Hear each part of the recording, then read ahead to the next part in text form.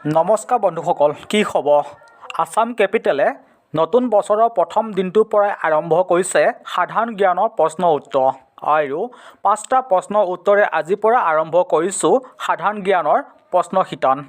প্ৰথম প্ৰশ্ন, আপুনি জানেনে ভাৰতবৰ্ষৰ কোনখন ঠাইত ভূগৰ্ভস্থ পাৰমাণৱিক বোমা বিস্ফোৰণ ঘটে? উত্তৰ, পোখৰাণত।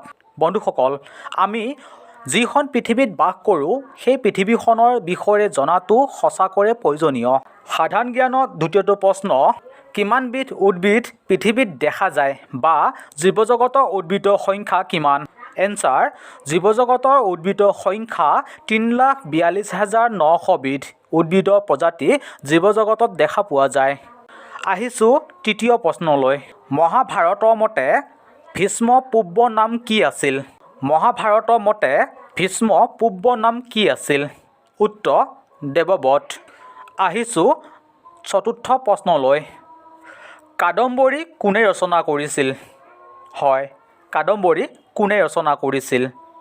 উত্তৰ, বাণভট্টই। বন্ধুসকল, আমাৰ প্ৰশ্নৰ উত্তৰ আপোনাৰ কেনে লাগিছে? যদি ভাল লাগিছে তেনেহ'লে মোৰ আছাম কেপিটেল ইউটিউব চেনেলটো ছাবস্ক্ৰাইব কৰি ল'ব, যাতে সকলোতকৈ আগতে আপুনি লাভ কৰে। এতিয়া আহিছোঁ পঞ্চম তথা শেষটো প্ৰশ্নলৈ।